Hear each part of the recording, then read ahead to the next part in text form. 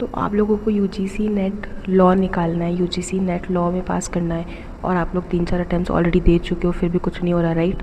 तो देखो आप गलत पढ़ रहे हो सकता है कि आप वो सब्जेक्ट्स और वो यूनिट्स पढ़ रहे हो जो पढ़ने की ज़रूरत ही नहीं है।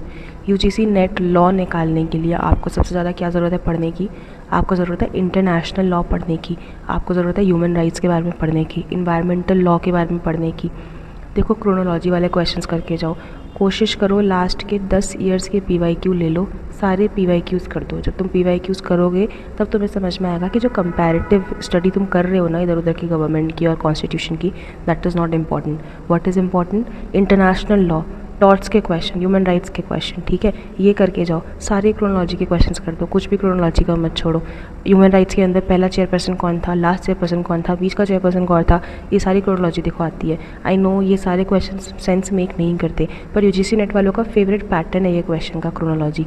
सो गाइस जितने क्रोनोलॉजी के क्वेश्चन हैं सारे करके जाओ, मेक श्योर होगा कि आपका यूजीसी नेट लॉ हो जाएगा। देखो पेपर 1 में भी तुम्हें फोकस तो करना ही पड़ेगा। पेपर 1 की जहाँ तक बात आती है तो रिसर्च एप्टीट्यूड पढ़ो, टीचिंग एप्टीट्यूड पढ़ो, आईसीटी के कुछ क्वेश्चंस करके चले जाओ, और हो सके तो इंडियन लॉजिक पढ़ लो। देखो इंडियन लॉजिक के भी बहुत क्वेश्चंस आते हैं, Indian logic, research, teaching aptitude, इन तीनों के बहुत सारे क्वेश्चंस आते हैं पेपर 1 में। मैंने तो वही बहुत बार दिया है, जिसमें से मैंने 2 बार क्वालिफाई करा है यूजीसी नेट। अभी तक जेआरएफ तो नहीं हुआ है, बट नेट मैंने क्वालिफाई किया है, और इतना मुझे एक्सपीरियंस हो गया है कि आता क्या है और आता क्या नहीं है।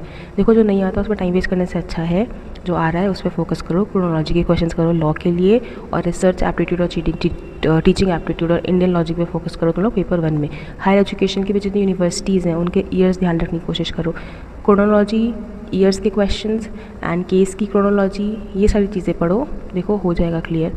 कोशिश करो 10 से 15 साल के पीवाईक्यूज़ तुम लोग सॉल्व करो। 10 से 15 साल के, साल मतलब 10 से 15 पीवाईक्यूज़ जो आ चुके हैं। देखो हर साल में 2 बार होता है यूजीसी नेट का पेपर, तो कितने सारे क्वेश्चन होंगे यार। PYQs is the ultimate game changer, and for more such updates subscribe to my channel. Bye.